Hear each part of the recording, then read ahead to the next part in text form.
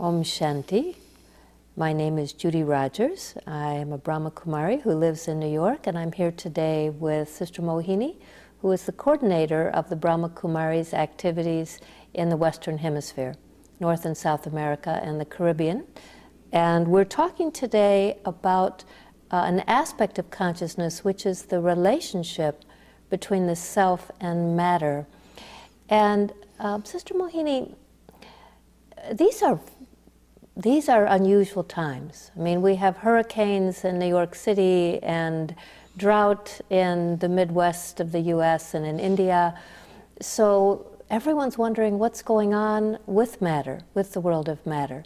So I wondered if you could talk a little bit about the relationship between the soul, or the unlimited or energy, and matter. I think that one should really look at how first relationship is between soul and body, because your immediate relationship is really with the body. And we all know, or maybe some might not have thought about it, that this body is part of elements, is from the matter, right? So my relationship as a soul with body, and that is what I see. So that means I'm using my eyes, I'm using my hands to do actions, or I'm walking. So first I have to really one is my consciousness, then this consciousness of love and peace has to change into actions. It's not only, there is a saying, as you sow, so you reap. But how do you sow? How do you do it? How are you doing it? Is soul or consciousness is using the body. So when there is anger, or there is arrogance, or there are desires, and so through our sense organs we keep doing it, right? So first what is affected is your own body. Like suddenly you're angry or you are sad. So when you're angry, so you might say it's coming from consciousness or something from past or from hurt, but because you are through your eyes, the way you see, the way you speak, so you are very violent at this time to your own body first.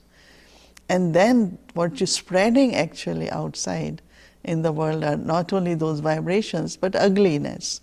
If somebody looks at you when you are angry, you completely have different face, and sometimes it's so much like stern eye, or then people don't forget it easily, it leaves a impact on the minds also. So I think if that relationship is understood, that means the body is from 5 elements. Like I breathe, but then from where? Air is outside and I breathe. And then again when I exhale, then it's going out. So there is deep connection, of heat or whether earth so everything is going in and out from the body. So that means I am part of this whole unlimited universe in a way. So what kind of energy I create in the world? So if somebody is peaceful and seeing others with that peaceful quality, going to the places which are right places, doing the actions of generosity, so all that is really also going into the matter. So I feel that at this time, whatever is happening, we might just say that it's not right way of living and all that. But I think basically the energy which we are producing is lot of anger there, lot of sorrow there. And so because of the negative energy which we are producing in the elements, so elements rebel too, in some form or other. So when people say, we have hurricane or this happened, recently I heard they say, oh, this woman, as soon as she comes, she only comes as a hurricane and disappears. So that means like you have nature of criticizing or favoring people, creating conflict. You're not aware because you're thinking you're doing something good, but then others see it as a hurricane. No? So when they compare that personality as hurricane, or sometimes some people say, in anger you become so red, it was like fire, it was like fire of anger. So what is happening is that individually, then we all collectively. So the response of the elements are also in a collective way. Who is going to suffer, who is going to lose, who is going to go through all the losses. It just happens because we all are part of it. So I think the best thing really is to start with one's own self by just saying that I am determined that I will stay in my true consciousness, I will use my innate qualities, use in the sense of actions, thoughts, words and actions, all three are important. So thoughts we all are aware, but even words which are said, it's like something going out, you know. And Let me check my listening here. So are you saying that the collective thoughts of those in the world are creating the disturbances that we're experiencing in nature? Is that what you're saying? No, so that means whatever, yeah, one is that, but other is also when we are deciding about things, basically. If there is greed, right? So when there is greed, then what you start doing is a very nice saying in one of the scriptures that one is you cut the wood because you need for fire. You know, other is there is a greed, you know, it's like you consume more and it's becoming like consumer society more and more. So somewhere you are destroying that balance in the matter. You know, same is with the air, like, you know, we know that we can try to keep, have more clean air, right? But what kind of things are being used and the way, you know, we are using, so the air getting polluted. So, but then it's going to affect us. So I think that our needs are also keep increasing, and when needs increase, then we have to destroy nature more and more. Nothing really when you are industrialized, but there's no balance. Then when you are industrialized, there are so many cars, buses, like every home, if they start having 3-4 cars, then how much not only we are using from the nature, because whatever, electricity, gas, everything is coming from the sources, the elements, isn't it? So we keep using it more, but then what we are giving back to nature is pollution. So you're talking so about... somewhere the greed also could be part of that. So how can one just see that whatever is produced and manufactured, but also how much we use it and how we use it is also very important. So you're talking about a relationship between anger and the elements, or greed and the elements. So does it follow that if we want to make a transformation, that we need from ugly to beautiful, because you talked about how those anger makes things ugly, are we talking about changing the atmosphere in a small way, changing the atmosphere in our minds or our homes? Is that where it starts? I mean, how does it begin? No, so even if you feel that it's at home and within you, but you don't know where it is reaching, you know, that energy. It's just like virus or something. You don't know. So recently I was hearing that there was some birds flew from Asia because they flew across. You know, so I feel that feelings, emotions are like that. You don't know who in what time is going to be hit by that. So recently I heard, it's a very short story, but I want to share, that they say that this woman, every morning, like when husband will say goodbye, that I have to go, and she always had different expectations that he will come early. He said, but I am very busy, he is the boss. So that morning they had argument and he went. And when he went, he saw, and when he reached office, he saw so many files. And like he was upset because he started that way. So then, you know, he threw all files, it's so much work, this, and anyway he couldn't concentrate. So he came back home early. So when he came back, then his wife thought, this very good, now we can go out.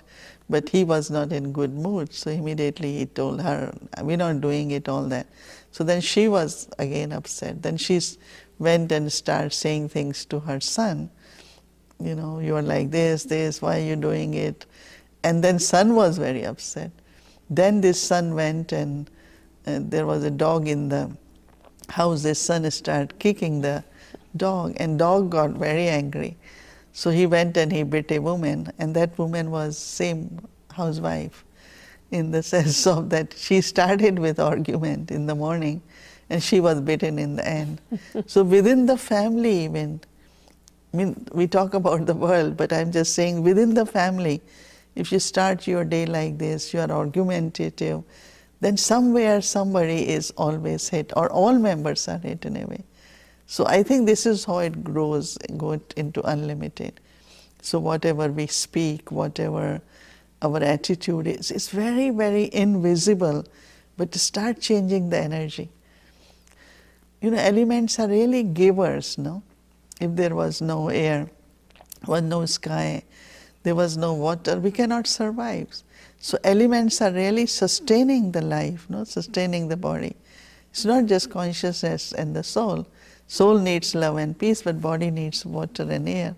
So they are sustaining us, but what we're doing, that pure energy of elements, we are making it impure. And when there is impure energy, then in some way or other it's going to, you know, change into violence and sorrow and misery. And so I think it's a little ripple, but it could reach very far. And that is why it is necessary to start with your own self, then in the family, and then create more and more, you know, this kind of energy. Pure energy is important, even for elements. Once their negativity is there, then it will somewhere react, you know, and that's what's happening more and more now. It seems there is a real yearning in the world for this change. People want this change in consciousness and in the relationship with matter. Do you see an example of the way this change is happening? I think people want change outside, but very few really want to change from inside. And nobody, you know, some definitely take to some self-transformation and commit or determination, but mostly very few people try to say, they say others should change and situation should change. If this happens this way, then I will, you know, but those who start with the self, I think they definitely feel that what they're doing is a very beautiful task, because when they're creating pure energy, and that is what is needed. Change of consciousness and change of relationship with the matter through that consciousness. And I think that I feel and I hope that more and more people can be inspired for this kind of self-change, self-transformation, and it will begin from consciousness. So desire is there, but requires clear understanding and then the change with determination. Some of the practices one has to take. So we have like a minute or so left. Why don't you just guide us in what would it begin to look like if I decided to change my consciousness in a meditative way? First of all, it's necessary to become aware of my own relationship with body. That body is a costume or it's a vehicle. And actually we can give even a sacred example of, we say it is a worshipping place or a temple for the soul. You look at just a body or costume. So, but then if you also look at something very sacred, so that means when you are using your sense organs, you are very much aware of using these sense organs with love, with peace. And so I think put your consciousness first into your sense organs. Bring that change so that your every action is creating a pure energy in the world outside. Because as much there is purity, there will be peace, there will be happiness, and also prosperity. So really it's the energy, pure energy, which is need to be created, and nature and elements will always supply us, always provide us, and will take care of us. Beautiful. Thank you. Om Om Shanti. Shanti.